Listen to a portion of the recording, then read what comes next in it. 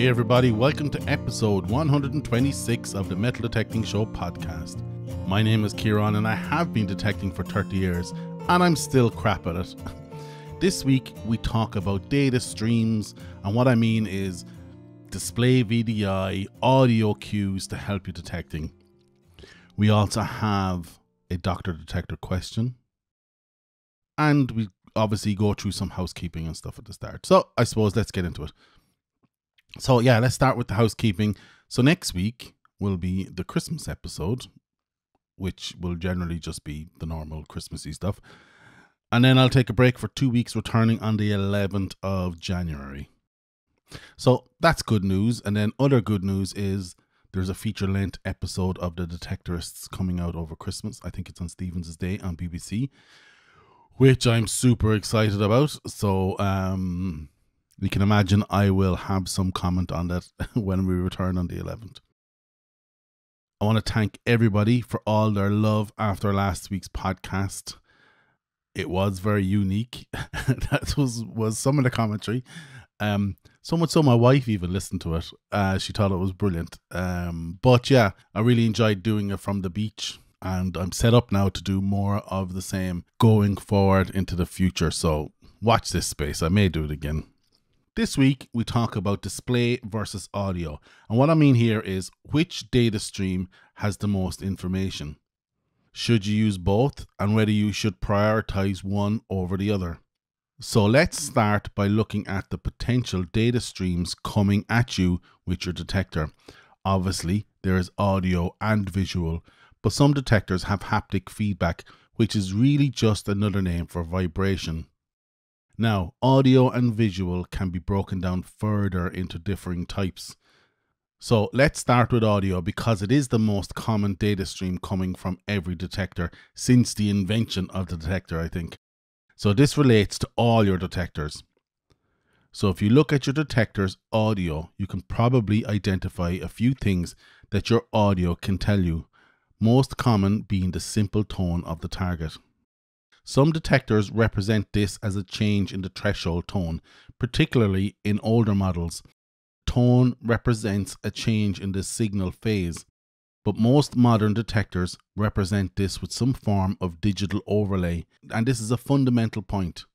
If you peel the layers or signal processing away, all detectors represent the induced or received signal in relation to the difference or change of the transmitted signal. These audio data streams or digital overlays create nuance and granularity, allowing you to further process the signal with your brain, making an educated decision on whether you dig or don't dig. There are loads of options out there, but the most common being aligning a tone pitch to whether the received signal sits on the conductivity scale. Be it 3 tones, 5 tones. My favorite, by the way, is 5 tones, or 50 tones, or 100 tones. The concept is the same. Each tone represents a range on the conductivity scale. For example, the lowest pitched tone is normally reserved for ferrous targets, with the highest pitched tone representing targets in the silver or high conductivity range. Using multi-tones requires you to have a great ear in hearing the difference between tones, especially the more tones you have. Even the tone itself has audio features that are being utilized in creating more audio digital overlay, such as tone volume, which can be adjusted depending on whether a target is ferrous or non-ferrous. Other models will align a pitch tone to a ferrous target, but will play that tone along with the more prominent tone, creating a two-tone chirp, indicating a potentially good target, but also indicating the ferrous portion of the signal with a pre-selected ferrous tone. What is happening here is that normally when discriminating ferrous targets, the null that gets created in the signal is coupled with a good tone, would normally create a scratchy signal or a niffy signal. But with the assigned ferrous tone, the nulled portion of the signal is replaced with the ferrous tone, creating a two-tone signal instead of a scratchy or iffy tone. And talking about null is an interesting and a must-have when chatting about metal detecting. Null, or no sound is often ignored or misunderstood by beginners and even long-standing detectorists. A perfect example of null is when you listen to your threshold while swinging over a discriminated target. You will hear the threshold tone drop off to null, no sound whatsoever. It goes That is a powerful signal and no different than the ferrous tones modern detectors are marketing. Null and your threshold tone are a must to understand, as it accounts for where your scratchy signals are coming from. Your detector is nulling out the iron portion of the signal. A lot of people miss this and how powerful it can be. Even having your threshold up high enough to be a constant hum in your ears is a feature long forgotten about with modern detectors, but they all still allow you to adjust the volume and tone of the threshold. I use a high threshold volume all the time as it allows me to listen to the iron underfoot as it nulls out. Just look at older detectors. They have a knob specifically for adjusting the threshold volume. So that's audio really, I suppose. So let's move on to visual data streams, the obvious being the VDI. Nearly every modern detector has some form of visual representation of where the signal lies in whatever specific VDI range the model has. Most represent this as a number between -10 to 80 or 100. This allows you to visually identify what the target may be. Like audio, it's normally aligned to some form of the conductivity scale, with the ferrous targets being in the minus numbers to normally around 10 or so on the range. And the higher you go indicates a higher conductivity in the target, and every VDI is a variation on this concept, with other digital overlays being added just like audio. For example, a separate VDI for the iron content of the target. This can be a second number or a second bar, or if a MindLab machine like the CTX or Manticore, a 2D scale, which is a representation of the ferrous and conductive makeup of a target in a Cartesian plane, with conductivity on the X plane and ferrous on the Y, where the conductivity has a range of 1 to 50 and the ferrous has a range to 1 to 35, resulting in 1750 points of identification or discrimination. I'll paint my colours to the mast here and say I love this. This is why I still use the CTX. And while talking about the CTX and VDI, I have to mention target trace, which is essentially a heat map created using the amplitude of each target signal to create an ever increasing or better picture of what the target or targets are under the coil with every swing. It's very handy in identifying a ferrous target beside a grey target. And if you only relied on audio, this would represent itself as an iffy target and maybe you would have ignored it. This seems to be a MindLab thing, with the new Manticore having it and the previous E-Track and Explorer SE also having a previous version of SmartFind. The Deus and Legend have a similar version of this, where the iron content is represented on a separate bar to the conductivity, but the net effect is the same. You have two data streams for you to take on board to make a call on dig, no dig. There are other VDIs to consider beyond the makeup of the target, for example, how deep the target is. Obviously, this can be useful. However, remember, these are normally calibrated to an American quarter, so if it's smaller, it can show as deeper and vice versa. So if you get a signal saying it's 6 inches deep and you dig 6 inches and it's not there, there's a good chance it's bigger than a quarter. And the opposite is true if you dig it and it's out of the hole after 2 inches, it's going to be smaller than a quarter. There are other features and even other detectors that have unique VDIs, bordering on geophys and ground radar, such as the Nocta and Venio. I'd love to get my hands on one of those, but the 10k price tag is a stretch. I won't chat about GPS as it's a feature on some VDIs, but it really isn't a data stream to help you dig or not dig. So what do I think? What do I believe to be the most important? Because there are people out there who will say one way or another. And if you do one way, you're wrong for the following reasons. Now, I have my own preference, and in thinking about this episode, I had to examine myself to why I thought that way. And all I can come up with is your preference is governed by your learning style. Don't forget, your success with your detector is down to how well you can remember all data streams and how you remember the last time you were faced with the VDI number and the tone, and then you have to adjust your memory for that every time you come across a similar situation or target. So I'll talk about my learning style first and see if you can guess what data stream I rely on most.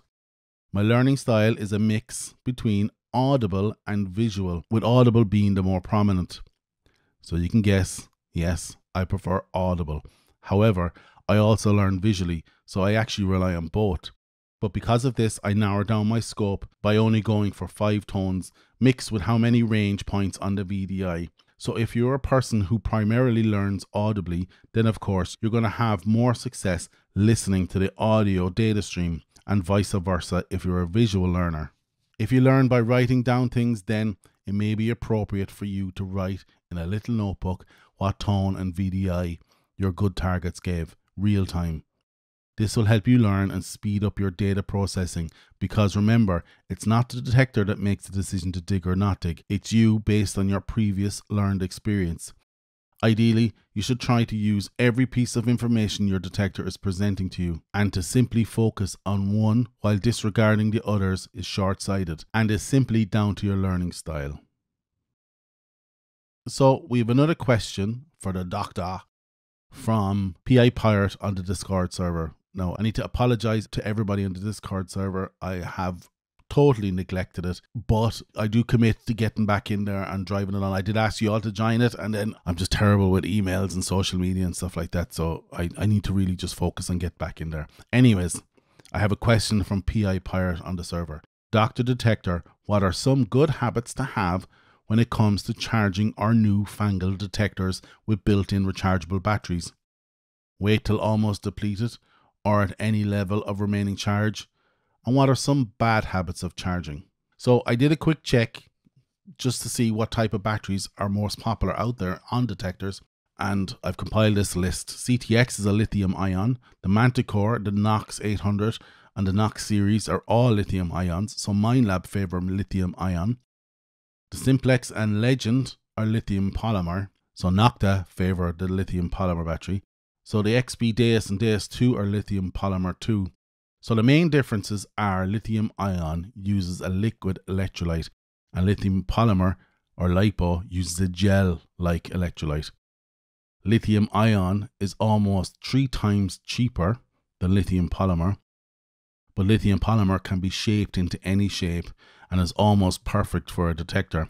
However, you need a larger LiPo battery for the same energy density as a lithium ion battery, but LiPos are also safer. So all lithium based batteries are the same when it comes to charging. They all use the CCCV scheme, which is constant current, constant voltage.